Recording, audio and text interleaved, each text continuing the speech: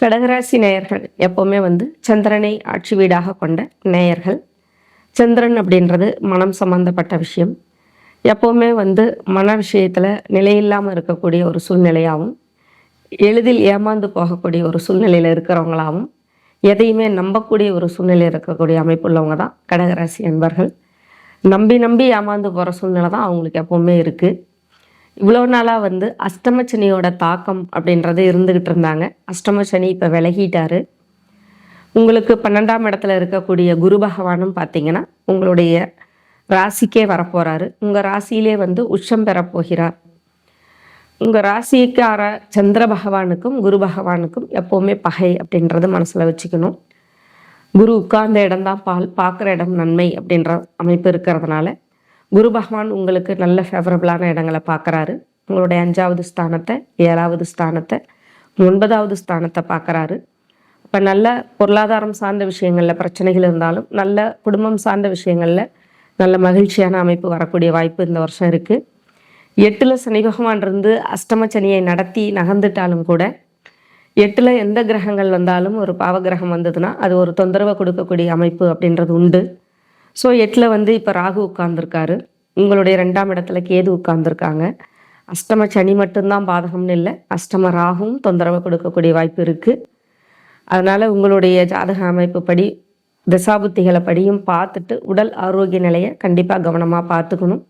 8ஆம் இடம்ன்றது அதிகப்படியான கடன் ஏற்படுறதும், தீராத ஒரு நோய் தொந்தரவுகள் பிரச்சனைகளையும் கொடுக்கக்கூடிய வாய்ப்பு இருக்கிறதுனால உடல் ஆரோக்கியம் ரொம்ப கவனம். ஏன்னா ஜென்மத்தில் உட்கார்ந்துருக்கக்கூடிய குருவும் அலைச்சல்களையும் பிரச்சனைகளையும் தொந்தரவுகளையும் கொடுக்க தான் போகிறாரு. இந்த அலைச்சல்களையும் இடமாற்றங்களையும் நீங்கள் உங்களுக்கு சாதகமான சூழ்நிலையில் வேலை இடமாற்றம், வீடு இடமாற்றம், தொழில் இடமாற்றம், இந்த மாதிரியான விஷயங்களை இடமாற்றம் பண்ணிக்கிறது நல்லது.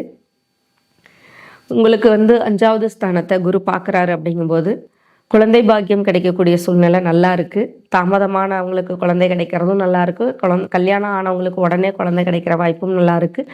மருத்துவ ரீதியாக போகிறவங்களுக்கும் இப்போ குழந்தை பாக்கியம் அமைப்பு நல்லா இருக்குது அப்படின்றது இருக்குது. உங்களுடைய குழந்தைகளுடைய படிப்பு விஷயம், வேலை விஷயம், திருமண விஷயம், இந்த மாதிரியான விஷயங்களும் நல்லா நடக்கக்கூடிய சூழ்நிலை இருக்குது. 7ஆம் இடத்தையும் பார்க்குறாரு. அப்படிங்கும்போது திருமணம் சார்ந்த விஷயங்களில் தள்ளி போயிருக்கிறதுனாலும் அவங்களுக்கும் இப்போ திருமணம் தாமதம் இல்லாமல் நல்லா நடக்கும். துணைக்கிட்ட வாக்குவாதம் பிரச்சனைகள் இருந்து பிரிஞ்சு இருக்கக்கூடிய தம்பதிகராக இருந்தாலும் இப்போ சேர்ந்து வாழக்கூடிய அமைப்பு அப்படின்றது இருக்குது.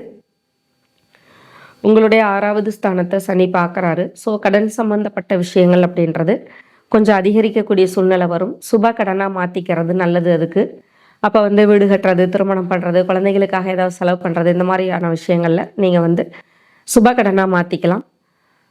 பாகியஸ்தானத்தில் இருக்கக்கூடிய அந்த சனி பகவான் உங்களுக்கு பாகிய சனி நல்ல விஷயங்களை தான் கொடுப்பாரு. அதே மாதிரி அந்த இடத்துல குரு பார்வையும் விழுது. ஸோ தந்தைக்கு உடல்நிலை தொந்தரவுகள் பிரச்சனைகள் கொடுத்தாலும் கூட அவங்களுக்கு நல்லா ரெக்கவர் ஆகக்கூடிய சூழ்நிலையும், தந்தை வழி சொத்துக்களில் பத்திரப்பதிவுகள் பண்ணுறது, மற்ற விஷயங்கள் ஏதாவது தொந்தரவுகள் இருந்தால் அதை சரி பண்ணி வர்றது, இந்த மாதிரியான விஷயங்களும் நல்லா இருக்கும். 2ல் கேது உட்கார்ந்துருக்காரு. முகம் சம்பந்தப்பட்ட விஷயங்களில், அதாவது கண்கள், பற்கள், வாய், உதடு, காது, மூக்கு, இந்த மாதிரியான விஷயங்களில் சின்ன சின்ன உடல் உபாதைகள் பிரச்சனைகள் வர்றதுக்கு வாய்ப்பு இருக்குது. அதனால் உங்களுடைய முகம் சார்ந்த ஆர்கன்ஸ் எல்லாம் கொஞ்சம் கவனமாக இப்போ பார்த்துக்கணும். மற்றபடி தொழில் விஷயத்தில் கொஞ்சம் பிரச்சனைகள் தொந்தரவுகள் இருந்தாலும் அதுக்கான சாதகமான சூழ்நிலையில் கடன் சம்மந்தப்பட்ட விஷயங்கள் கிடைக்கிறது, திருமணம் நடக்கிறது, வேலை கிடைக்கிறது, குழந்தைகளுக்கு நல்ல முன்னேற்றமாக இருக்கிறது, இந்த மாதிரியான எல்லா விஷயங்களும் நல்லா இருக்குது. 8ல் உட்கார்ந்துருக்கக்கூடிய ராகு சின்ன சின்ன தொந்தரவுகள் பிரச்சனைகள் இருக்க செய்யும். அதை கவனிச்சுக்கிட்டு அதுக்கான முன்னேற்பாடாக இருந்து நீங்கள் மற்ற விஷயங்களை நல்லபடியாக கொண்டு வரலாம். ஸோ கடகராசி நேயர்களுக்கும் தொந்தரவுகள் பிரச்சனைகள் இருந்தாலும் அதை பேஸ் பண்ணி வரக்கூடிய சூழ்நிலை வரையிலும் வரத்துக்கு வாய்ப்பு இருக்குது. சந்திரன் அப்படிங்கும்போதே அம்மன் வழிபாடு அப்படின்றது ரொம்ப நல்லாயிருக்கும். ஏன்னா கடகராசி அப்படின்றது அம்மனுடைய அமைப்பு இருக்கிறதுனால எந்த வகை பெண் தேவதையாக இருந்தாலும் நீங்கள் வழிபாடு பண்ணலாம்.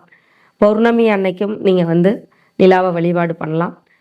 மனம் சம்பந்தப்பட்ட விஷயங்களில் கொஞ்சம் கட்டுக்குள்ளே நீங்கள் நினைக்கக்கூடிய செயல் திட்டங்களை நடத்தக்கூடிய வாய்ப்பை இந்த சந்திர வழிபாடும் அம்மன் வழிபாடும் உங்களுக்கு நல்லா கொண்டு போவாங்க. அதனால் கடகராசி நேயர்கள் இந்த வருஷத்து வரக்கூடிய இந்த பலனை பயன்படுத்தி நல்ல முன்னேற்றமாக வரக்கூடிய ஆண்டாக இருக்கும் அப்படின்ற மாதிரி இருக்குது. நன்றி, வணக்கம்.